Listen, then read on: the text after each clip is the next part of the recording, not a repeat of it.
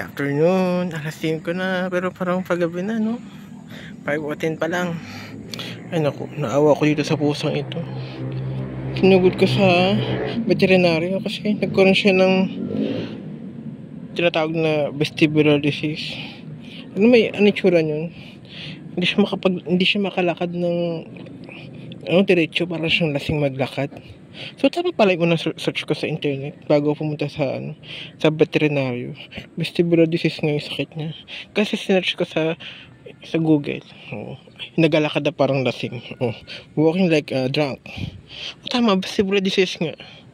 Tapos bangingi yung mukha niya. Tapos yung mata niya parang duling ganyan. Naku.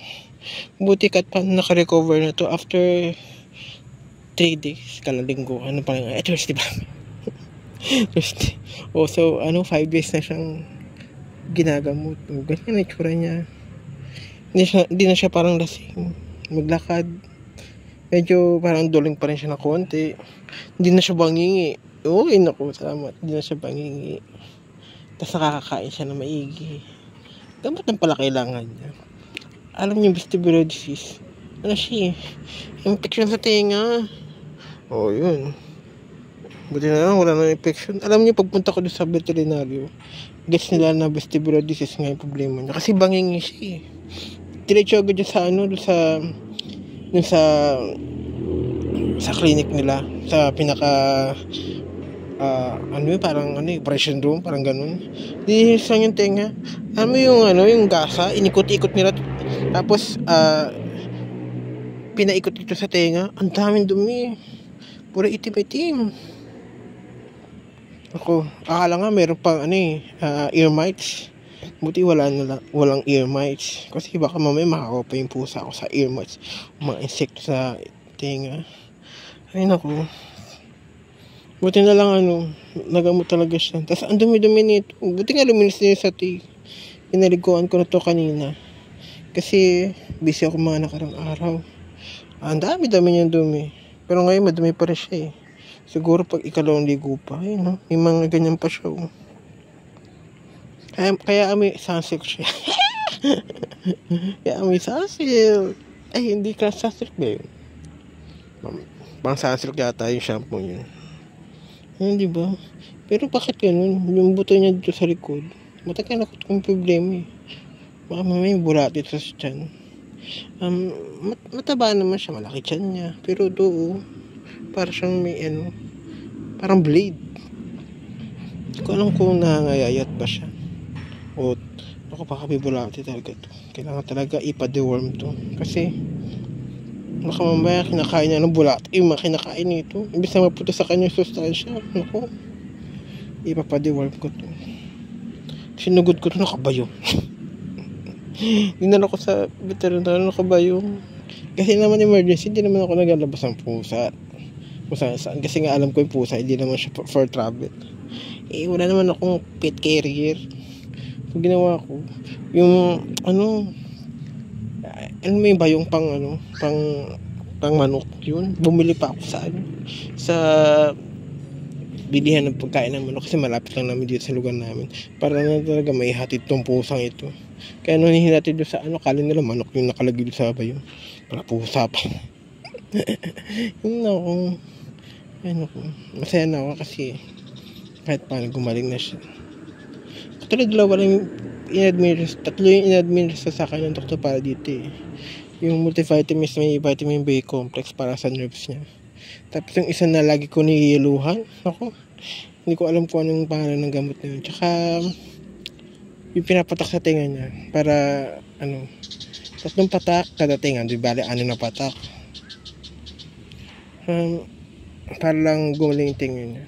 May problema pa nga siya sa bibig niya eh. Kaya siguro hirap siya kumain. Pero ngayon happy ako kasi malakas na siyang kumain, hindi na siya bangingi, nakapaglakad na siya maigi. Kaya dapat magpagaling ka. Tingnan niya medyo napapanat na yung dito niya kahit sa kabila kasi may vestibular disease nga siya. Hinintay ko mga 1 linggo, 2 linggo daw siya gagaling. Sabi sa internet 3 linggo. Baka dadaling ko pa to sa veterinaryo kasi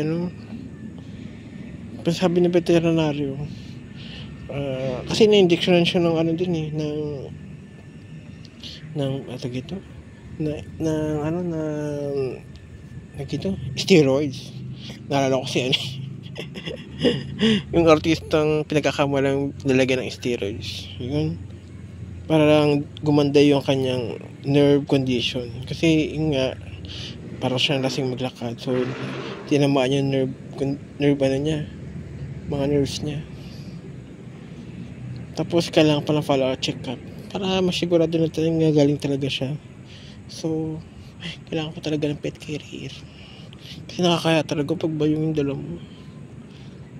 One time lang naman, teka lang, namulaklak na pala yun, hindi ko na napansin. Mamaya titingnan ko mamaya. Namulaklak pala yun. Ito naman hinukay niya ito para din siya pupupo. Yun yung sinasabi ko, pag hindi mo nilagyan ng ganito, mga sticks na ganyan, nahukayo ng ganyan, o sa kita na yung kaluluwa niya. Ay nako, ako tulad nito, kita na yung kaluluwa. Kahit may stick pa yan, walang walang, may mga tinik-tik yan ng ganyan, pero wala rin sa kanila. Ay nako, mahal ko itong busang ito. Nagkumalang ka. Ganda ng hapon. Kaya nga, may nakikita ko something. There you go. O di ba may kumakaway na Snorlax kumakaway. Di ba? Ang galing. Wow. Ano ba yan? Balikan na nga. Yun pa. Sarap kaya tumingin ng mga ulap-ulap. Ang ganda nun. Para silang mga painting. Yun ang mga tinitignan ko pag pag lumalabas ako. Lalo na pag dapit hapon na. Ganda talaga nila. Pero ngayon hindi masyadong orange yung tanawin. Ano pa lang, alas 5 something pa lang. Mga 5:20, ganyan. Kasi pinakain ko yung patoy. Ano mong ginagawa niya? Nadidilaan niya pati itong hita ko. Nga pala, sobrang ako nagpapasalamat sa mga araw na to kasi nagiging masipag ako mag-upload. Nag-upload kaya ako sa short dito sa YouTube. Tapos yung iba nakakatawa, ibang upload ko parang pinopromote ko yung lugar tsaka yung music na yung company na music, yung P-pop ba. So yung mga in-enjoy ko music, nakatawa ako kasi kahit paano yung mga nag-viral ako na mga umabot na 1,000 plus, ngayon pa 2,000 na nga videos as of now. Yun, tuntua ako kasi may nag-subscribe, isa-isa, dalawa. Ngayon, 11 na subscribers ko. Tapos yun sa Boracay, kahit April 26 pa yun, 25. In-upload ko, ginawan ko ng katutawan ko na, kunyari ang kantadya. So, may nag-share, 4 na, may nag-subscribe, 3, as of now. Masaya ako. Mga malilit na milestone ko sa buhay ko. Kaya, kahit kanina, sobrang sakit ang ulo ko. Sobrang natulog lang ako mula gabi mula kagabi pa hanggang kanina, hanggang ngayon na medyo magaling na ako. Ay nako, mag-celebrate ako, iinom ako ng mango shake mamaya. Pero ngayon, celebrate ko na magaling to itong pusa ko kahit paano. Di ba? Masaya ako sa nangyayari sa mga kahit pa unti-unti. Yung mga nakarang videos ko na nakarang 2 linggo, 4 linggo, nahihila ng mga ng mga nag-viral na videos ka namin. Ngayon medyo may idea na ako paano upload. Kasi ganun pala, pag mag-upload ka, dapat umpisa pa lang exciting na. Hindi yung parang yung parang may drama sa umpisa, tapos sa dulo na yung maganda. Umpisa pa lang pala talaga dapat may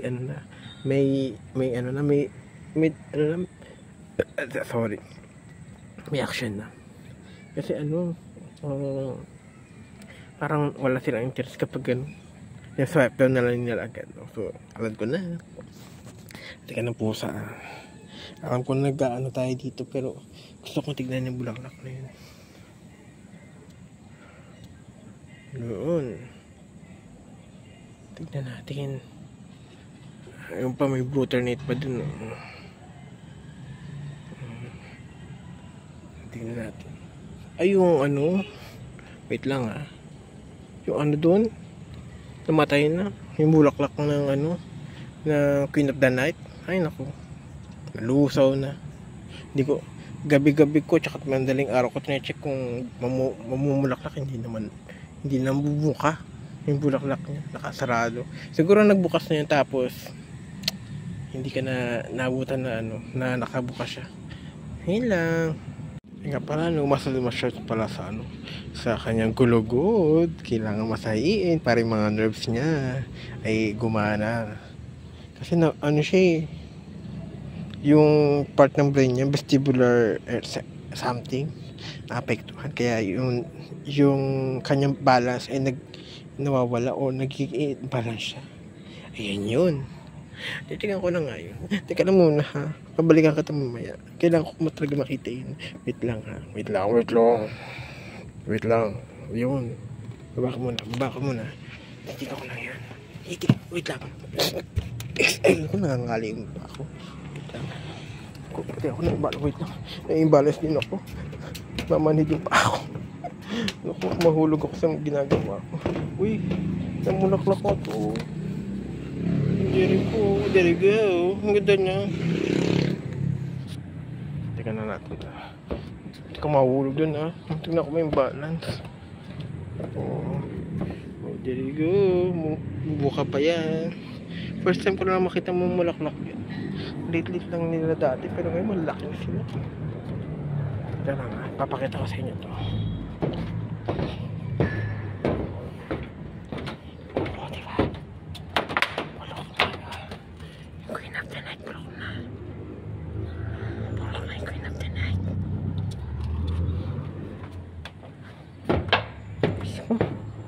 Ay ko, nangangali pa ako. Ang ganda-ganda dito. There you go. Pusa lang natin ilo. Ilo na yan ganda shower pinks. Diba? Ito lang maganda din there you go, yung mga pato ko. Nakapakain ko lang kanina. There you go. Magkano tayo? Mag-massage tayo dito sa likod mo. Reset natin. Diba? Tara na, massage. Punta ka dito.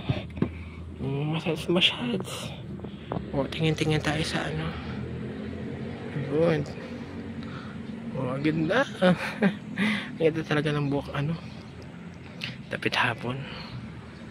5:32 pa lang pala. Alam, marami pa mag-subscribe sa akin, tsaka mag-likes.